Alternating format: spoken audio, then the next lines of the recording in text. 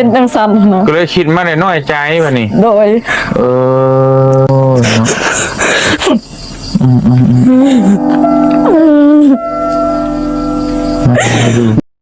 สวัสดีครับพี่น้องปองปายสุขุมสุขคนครับกราบสวัสดีนะครับพี่น้อง FC บอยสิเป็นทั้งนอกและก็ในต่างประเทศนะครับที่เขามาเบิ่งช่องนี้นะครับบอยสิเป็น FC ทั้งเก่าและใหม่นะครับกำลังเข้ามาเบิ่งนะครับพี่น้องครับพี่น้องครับเมื่อนี้ก็ยังอยู่ในเรื่องของสาวหนาคือเก่าครับพี่น้องครับนะครับกับผมไล่ย้อนเบิ่งคลิปตั้งแต่แรกๆเลยพี่น้องครับตั้งแต่แรกๆที่ผมเอาคลิปของสาวหนามาลงที่เบาเตียงเพิ่นไปถ่ายนะพี่น้องครับนะครับตั้งแต่แรกๆเลยที่เบาเตียงเพิ่นไปถ่ายคลิปสาวหนาไปซอยเหลือนะครับพี่น้องครับจนรอบที่2เบาเตียงเพิ่นได้ซื้อผ้าห่มซื้อมุงซื้อหมอนซื้ออีหยังไปให้สาวหนานะครับพี่น้องครับผมก็จนแบบสงสารสาวหนาเด้พี่น้องครับจนได้นำเอาคลิปมารีแอคชั่นมาให้พี่น้องให้น้องเบิ่งครับพี่น้องครับคือแบบว่าตอนนั้นช่วงนั้นเป็นแบบเป็นตาหน้าสงสารแห้งครับพี่น้องครับจนแบบว่าผมก็ไล่อ่านเบิ่งคอมเมนต์เลยพี่น้องทุกคอมเมนต์เลยเด้ก็มีคนคอมเมนต์โอ้เป็นตาสงสารอีหยังต่างๆนานาครับพี่น้องครับก็อยากให้เบาเตียงไปซอยเหลือเพิ่นแน่นะครับบางคนก็ว่านะครับพี่น้องครับแต่ครับพี่น้องครับแต่คลิปแต่ล่าสุดนี่ก็ที่ว่าเป็นกระแสขึ้นมาเนาะก็ทักไปหา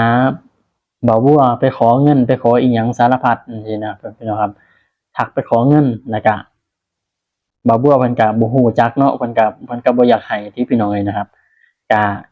บอกว่าอยากได้เงินไปใช้หนี้เบาเตียงนะครับแล้วก็จนเรื่องแบบเป็นกระแสขึ้นมาครับพี่น้องครับเป็นกระแสดราม่าขึ้นมาก็หลายๆคอมเมนต์ครับพี่น้องครับหลายๆคอมเมนต์บอกว่าน้องเพิ่นนี่เป็นผีบ้าเป็นบ่เต็มคนบ่เต็มคนบ่อีหยังนะครับพี่น้องครับบางคนก็ว่าเนาะพี่น้องเนาะนะครับผมก็อยากบอกว่าก็น้องเพิ่นก็ผมก็ตามที่ผมเบิ่งเด้พี่น้องครับน้องเพิ่นก็เป็นตาน่าสงสารเด้แต่ว่าบางเทื่อน้องเพิ่นก็เว้าแบบเว้าไปเรื่อยๆเนาะเว้าไปเรื่อยๆแบบเว้าเกินเว้าอิหยังนะครับบางคนก็ตั้งข้อสงสัยครับพี่น้องครับบางคนก็ FC ผมเข้าไปอ่านเบิ่งเด้พี่น้องครับบางคนก็บอกว่าน้องเพิ่นเป็นผีบ้าบ่นะครับเป็นคนบ่ครึ่งบ่คนบ่เต็มบ่แต่ตามที่ผมเบิ่งเนี่ยถ้าหากว่าน้องเพิ่นผีบ้าก็คือสิเว้าบ่รู้เรื่องเนาะพี่น้องครับแต่นี่น้องเพิ่นก็เว้ารู้เรื่องเบิดเด้นะครับน้องเพิ่นเว้ารู้เรื่องถ้าสิหาว่าคนขาดคนเกินก็มันก็บ่แม่นนะพี่น้องครับเพราะว่าน้องเพิ่นก็ยังเว้ารู้เรื่องอิหยังน่ะคืออย่างล่าสุดนี่เบาเตียงไปเว้าไปสั่งไปสอนนี่ไปบอกนี่พี่น้องเอ้ยนะครับก็ก็น้องเพิ่นก็เอาของมาฝากเอาผลเอาหน่อไม้เอาอิหยังเอามะม่วงอิหยังก็มาฝากเบาเตียงนี่เด้อพี่น้องก็ถือว่าน้องเพิ่นก็ยังรู้เรื่องเด้พี่น้องเพียงแต่ว่าน้องเพิ่นสิขาดความรู้นะพี่น้องครับตามที่ผมเบิ่งเด้พี่น้องครับบ่แม่นว่าน้องเพิ่นเป็นบ้าเป็นหยังนี่บ่แม่นเด้ผมว่าเนี่ยน้องเพิ่นอาจสิขาดความรู้การแบบว่าขาดหนังสือบ่ค่อยได้เรียนอิหยังประมาณนี้เด้พี่น้องบ่ค่อยมีความรู้เรื่องการเว้าการจาเลยการแบบว่าใช้ความคิดอิหยังประมาณนี้เด้พี่น้องครับแต่ว่าถามว่าน้องเพิ่นเป็นบ้าเป็นหยังบ่ผมว่าบ่แม่นเด้พี่น้องครับอาจสิบ่แม่นเป็นบ้าพี่น้องครับนะครับอาจสิมีสักอย่างหนึ่งอะไรพี่น้องเอ้ยนะครับก็จนแบบว่าทักไปขอเงินเขาจนแบบทำให้เบาเที่ยงเพิ่นก็เกิดความแบบเสียหายนะครับพี่น้องครับนะครับบางคนก็ FC ก็อาจสิเพิ่นก็สิคิดว่าโอ้เบาเที่ยงคือให้น้องส่ำนี้บ่ได้เนาะครับให้แค่130,000เนี่ยยังว่าสิให้บ่ได้ที่จริงแล้วเบาเที่ยงเพิ่นคือเว้าง่ายๆเลยเบาเที่ยงขอพันให้พันขอร้อยให้ร้อยขอเท่าใดก็ให้เท่านั้นครับพี่น้องครับนะครับเบาเที่ยงเพิ่นเป็นคนใจบุญอยู่แล้วครับพี่น้องครับเพิ่นให้อยู่แล้วยอมสิให้อยู่แล้วพี่น้องเอ้ยนะครับเพิ่นบ่เอาคืนอยู่แล้วนะครับแต่ว่าน้องเพิ่นนี่รู้สึกว่าแบบว่าอยากคือเขาเว้าง่ายซะอยากแสดงสปริงลีดอยากใส่หนี้ประมาณนี้นะครับแต่จริงๆแล้วเบาเตียงเพิ่นก็บ่ดอกพี่น้องเพิ่นบ่ทวงบ่ถามบ่อิหยังดอกเพราะว่าเพิ่นตั้งใจว่าเพิ่นสิให้อยู่แล้วนะครับพี่น้องครับนะครับก็สิประมาณนี้นะครับพี่น้องครับก็ผมมีคลิปครับพี่น้องครับมีคลิปมาฝากให้พี่น้องเบิ่งนะครับเริ่มตั้งแต่แรกเลยคลิปตั้งแต่แรกครับตั้งแต่แรกเบาเตียงเพิ่นไปซอยเหลือไปถ่ายคลิปก่อนสิไปซอยเหลือถ่ายคลิปก่อนแล้วก็คลิปที่2ก็เบาเตียงก็ซื้อที่นอนอิหยังให้นะครับพี่น้องครับนะครับจนคลิปสุดท้ายคลิปล่าสุดนี่ที่มีกระแสขึ้นมานะครับเดี๋ยวผมสิให้พี่น้องไปเบิ่งนำกันนะครับ เบิ่งเป็นช็อตๆเนาะพี่น้องเนาะว่าบางคนก็อาจสิบ่ทันได้ฮู้ได้เบิ่งนะว่าสาวหน้านี่บางคนก็บ่ทันได้เบิ่งว่าคลิปสาวหน้านี่ตั้งแต่เริ่มแรกเป็นจังใดนะครับเดี๋ยวไปเบิ่งนํกันนะครับพี่น้องครับก่อนที่สิพี่น้องสิไปเบิ่งนะครับฝากพี่น้องกดไลค์กดแชร์กดติดตามกด Subscribe ให้เบาเวียนำเด้อนะครับผมนะครับเพื่อเป็นกำลังใจให้ยูทูบเบอร์หน้าใหม่นะครับที่กำลังสร้างเนื้อสร้างตัวนะครับก็ฝากไว้กันแล้วกันนะครับพี่น้องครับเดี๋ยวไปเบิ่งนํกันครับพี่น้องครับ มันเป็นจังสันนะ ก็เลยคิดมาได้น้อยใจบัดนี้ โดย เนาะ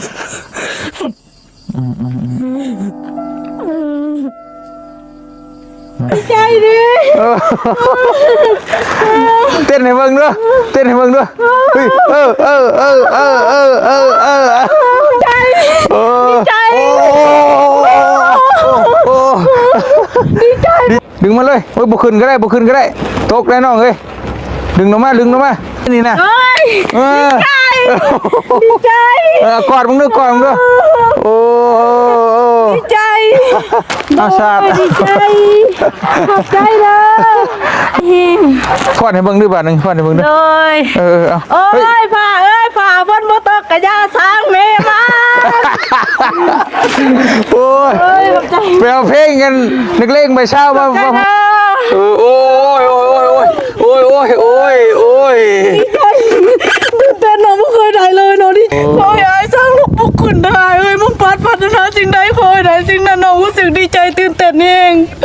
น้องไม่เคยได้เครื่องงามบอลงามเครื่องนุ่งงาม โอ้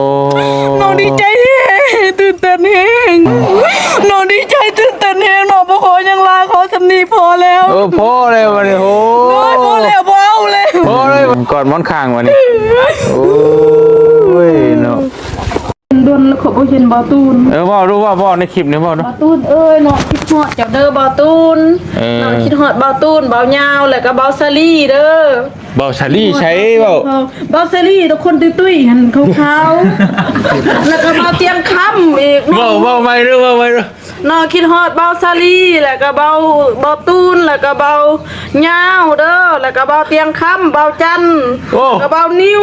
เบานิ้ว ติดตามตลอด โอ้ เด้อ จักบ่เลยได้หั่นน่ะ ผู้จักตลอดเด้อ เบาชาลี่นี่เป็นคนแบบไหน เป็นคนตุ้ยคนขาว โอ้ เบาเหย้าหันเป็นคนจอยคนจอยคนดำ เบาตูนได้เป็นคนแบบไหน เบาตูนกับคนดำคนจอยสักลาย สักลาย แม่นสักลายอยู่แขน บ่ตายบ่จันได้เป็นคนแบบไหนบ่จัน เบาจันเป็นคนขาว คนขาวหรือคนดำๆจะจอย ดำจะจ้อย แม่ เบานิ้วดิ ตุ้ยเบามัดในนั้นมีแต่เบาลิ้วแต่เบาลิ้วกับเบาลี่กับเบาเตียงค่ำตุ้ยเบาเตียงค่ำจากออกดำๆ เบาเตียงค่ำ โดยแล้วก็ บ่เตียงค่ำ เบานิ้วหัน จะดูอยู่บ้านไหนบ่เตียงค่ำ ข่อยบ่ฮู้บ้านแต่ข่อยติดตามเลยฮู้แต่เบาเตียงค่ำ เบิ่งเจ้าเล่นจนนั่งเบิ่งเลยตัวอาบน้ำนุ่งสิน เตียง ข่อย ค่ำ ฮู้ว่าแล้วแต่พวกต้องจะอาบ เตียงค่ำหน้า น้ำ กาย ต้องจะอาบน้ำจะนุ่งสิ้นก็เบาตูนข่อยว่าจะข่อยเจ็บบ่ท้องข่อยฮู้ โอ้ แต่ว่าญาติพี่หลอกยังก็เยอะจะว่าพี่หันพวกได้ญาติพี่ให้ใส่ชิ้นจะก็ให้บอยจันโมใส่ชิ้นแล้วบอยจันก็บอตู้นิสัยเขาอยู่ เอาไปบ่จันนะบ่ได้ไปบ่บุญ มาบุญบัดอันนั้นหันเบาอันนั้นหันมัดในนั้นหันดังเบาเงาแล้วกับเบาเงากับเบาอันนั้นเลยกันขี้ดื้อผม บ่ยาวเป็นอะไรบ่ยาว บ่ยาวคนก็ล็อกก็ล่นกับบ่ตูนอันนี้เห็นเข้าเลยจะจับห้ำเขา เอาแต่จำหำบ่ยาว น้องเห็นอยู่คลิปมักดังนี่แล้วก็ตบคนกันนี่ โอ้ตายแล้วพี่ว่าไปสั้นขอโทษแม่ ขอโทษเด้อขอโทษเด้อยอกเด้อจะซาเด้อ ไปว่าไปนั่นไปจับหำผู้หญิงผู้ใหญ่ไปเทียนว่า อ้าวน้องเห็นในลีได้อ้ายเขาโยกกันน้องเห็นในคลิปได้อ้ายเขาโยกกันในลีเด้ โอ้ยเมื่อยเลยเมื่อยเลยในทีมงานในหูจักไผเน่ชื่อยังเน่ หูจักบอลี บอเตียงคำบอยาวบอตูนบอจันแล้วก็บอนิ้ว บ่นิ้ว เลยบอเตียง โอ้ บอเมฆ เลยบอบุญ ฮู้จักคำว่าบุญอีก จัก บุญนี่มีจักบุญอ่ะ มีบุญหนึง มีบุญหนึง เออ บุญหยังบุญหยัง บ่จักเด้อ บุญบ่จักโอ้เนาะหากระเบิ่งตอนใดนี่ หึ เบิ่งทีมงานน่ะตอนใด เบิ่งยานี่คืนนี่ก็เบิ่งค่อยเซ็ตอยู่หาเบาอันนั้นเบายาวเบายาว ไปแชทไปดูทีบได้บ่รบกวนเพิ่นเด้อเพิ่นให้ได้ โดยค่อยเซ็ตหาเบายาว เบิ่งทีมงานน่ะตอนใด เบิ่งยานี่คืนนี่ก็เบิ่งค่อยเซ็ตอยู่หาเบาอันนั้นเบายาวเบายาว ไปแชทไปดูทีบได้บ่รบกวนเพิ่นเด้อเพิ่นให้ได้ โดยค่อยเซ็ตหาเบายาว โทรศัพท์ก็มีอยู่ยังอยากได้โทรศัพท์ใหม่ อยากได้มันเป็นมัวๆมันอยาก โอ้มันบ่ตายเปลี่ยนพิมพ์มันใหม่ก็ได้เดี๋ยวพิมพ์มันเฉาซื่อ ซื้อพิมพ์ใหม่ไปใส่ก็ได้ พิมพ์ใหม่ใส่เคสใหม่ก็ได้แล้ว เม็ดมันก็เสื่อมแหละ โอ้เชื่อมก็เสียบ แต่ คา เช้าจะเบิ่งแต่7แต่6 โมงฮอด11 โมงนี่ มาถ่าจังมุง ไม่เห็นแบบมันดับเองแบบมันดับมาเปิดเครื่อง แต่6 โมงเช้าพู เอา ลึกไปหาหมู่สืบนี่ค่ะ น้องเลยแต่6 โมง ย่างมาจากบ้านผมบอก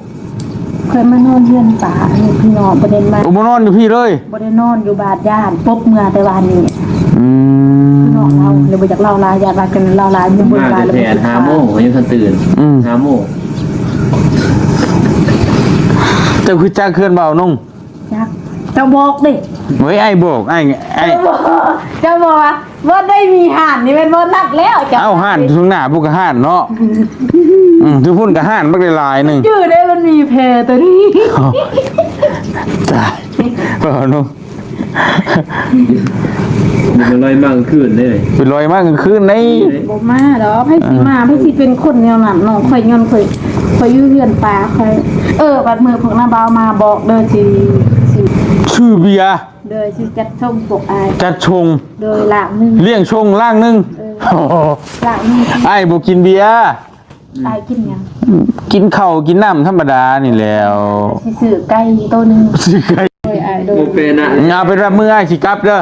โดย เดี๋ยวสิบอกเด้อ โดย เดี๋ยวไอ้สิบอก สิเล่งทายพลอยหาเงิน บ่จะไปเว่าไปเล่งกันสั้นเพราะฉะนั้นเป็นไปตากแดดตากฝนเป็นไข่เว้นดีกันนั่นน่ะ ว่าเป็นหยัง โอ้ยบ่ต้องนั่นดอก ค่อยสูบยาได้เบา บ่ได้ ๆคันเบาเห็นเขาสูบยาแล้วเบาให้บ่ ให้ บ่มี บ่เว้าน้ำอีก บ่เบามีให้เท่ากันบ่เบา หายแบบ ให้ กินเรากินเบียร์บ่ได้ กินเหล้ากินเบียร์ก็บ่ได้ให้อีก โดย กินแต่ข้าวพ่อกับน้ำ ซื้อกินยา ไอ้มักคนดีเข้าใจบ่ โดย อ่า อยากสูบยาค่อยอดเอาค่อยบ่สูบ อดเอา ค่อยยันบ่มีกับบ่เตียงให้ค่อยสูบค่อยย่าน บ่ให้เลย เพื่อนน้องสูบเดี๋ยว บ่ให้อย่างเดียวแล้วข่อยบ่เว้าน้ำพร้อมแล้วหั่นบอกกูฟังความน่ะอย่า หายแล้วก็ไปเฮ็ดอื่นยังบ่ได้เฮ็ดได้เลย เพราะว่ามันบ่ดีที่อ้ายบอกนั่นแนวมันบ่ดี คันบ่ตูนก็ให้บ่ยาวก็ให้บ่ ให้เบิดนั่นเลยบ่มีไผ บ่ยาวว่าคันผู้ใดสูบยาบ่ยาวตีเลยบ่บ่ยาวเอาไม้ยาวตี แล้วฟาดด้วยแหละบ่ยาวหั่น โดย แล้วโหดคือหยังเขียนยาวๆแล้วหั่นแล้วฟาดมาแต่สวรรค์เขตเป็นฮอดพี่เลย เปลี่ยนน้ำสูบเนาะ คันเราบ่คันเรามาแต่เธอคันมายื้อเราบ่ยาวคันเรายินจังนั้นแล้วก็มาทางนี้แล้วก็หายเนาะ ให้เราคือลงมาอยู่เจ้าเห็นบ่คลิปเราลงมากับบ่ลี่ฮะ เห็น แน่สิว่าเราบ่ลง คือบ่เตียงบ่พาไปหาน้องนี่ เอ้าอ้ายบ่ได้ลงมาเด้ส่วนนั้นเราลงมา2คนเราถามเบานุ่งกว่าหั่น โดย ถ้าอ้ายลงมาก็ไปได้เห็นบ่อ้ายลงมายังไปเห็นบ่เราสงสัยเราบ่ฮู้จักบ้านน้องเราลงมาบ้านหน้าเราก็ไปแหละ คันอายที่ลงมาบ้านน้องอาย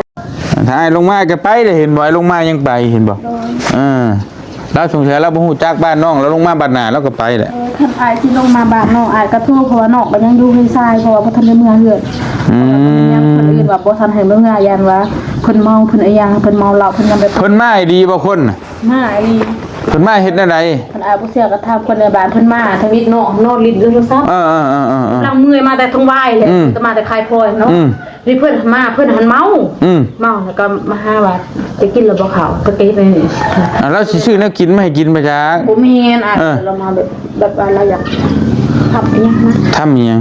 เจ้าของคิดไปเองบ่จัก เมียนบ่ได้ขอกระตุ้นนี่เลยคือนะ ตัวนี้หั่นแหละเพิ่นถามกินบ่ดินแล้วบ่เข้า บ่ปกติ จักว่าแล้วเอาแนวกินมาให้กินบ่จัก ปกติบ่ดีครับป้องกันตัวนะอ้ายมาคือเมื่อวานก็ไปขาน้องน่ะ ไผเว้า เพิ่นสิว่าพอดีคนในบ้านก็ว่าให้เจ้ามานอนเรื่องพี่น้องก่อนเพราะว่าญาติว่าเพิ่นเมาเพิ่นอีหยังเพิ่นมาฆ่าเจ้าอีหยังนะจะเพิ่นว่า เขาเมาบ่ เพิ่นว่าสิตูเถื่อนน้องอีหยัง เอาคนเมาก็บ่ติแล้วแล้วเราไปก้านกบก้านเขียดมาได้ล่ะแวะให้น้องหน้าปิ้งก่อนจัก4-5ตัวบ่จัก เพราะว่าน้องเคยโตแล้วมีคนมานำเพียงนึงเคยเจอแล้ว คนมานอนนำเทื่อนึงห่วยเว้าไปเลยเด้อบัดนี้ไผมานอนนำ ตอนตะกี้มีตอน ช่วงยูนเมเฒ่าฮะ12 โมงกลางคืนแบบนั้นตะเมียเมียแบบผิดกันกับเมียมาเพิ่นก็อยู่นำน้องแบบเพิ่นกำลังบ่ทันได้เสียดหยังแม่นบ่เสียดกำลังจับมือนี่น้องยิ้มก็เลยแล่โตนเฮือนเลยแต่ว่าเขาบ่ได้ต้องน้องยิ้มก่อนเรื่องคนสินอนนำบึดแต่ว่าน้องยิ้มก่อนแล้วก็เลยต้นนี้ คนสินอนนำบืดบ่ติแล้วคนงามเห็นบ่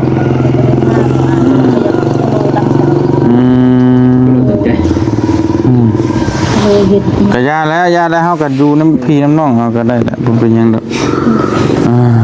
พี่น้องนี่เนาะใส่เด้บ่ตูนบ่เจ็บบ่มาบ่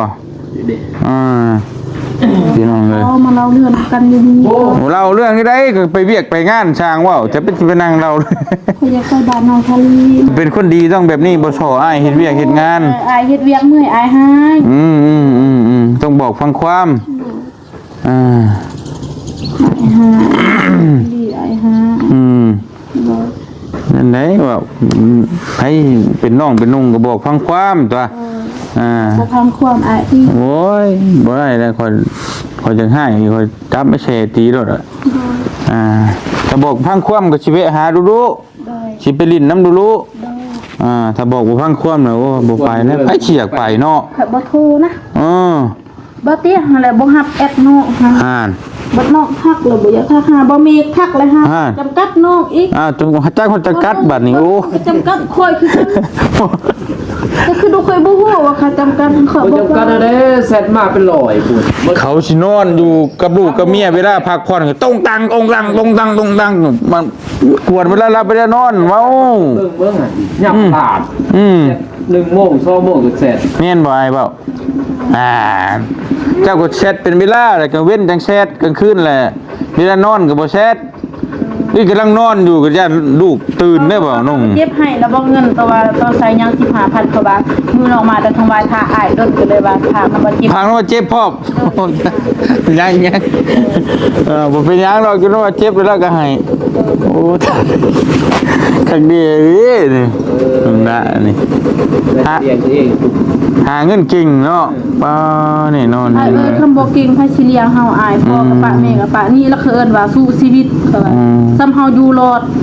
ซ้ำเฮาบ่ตายพอเก่งขอบคุณขอบใจเด้อน้องเด้อสิเอาเครื่องเอาของมาฝาก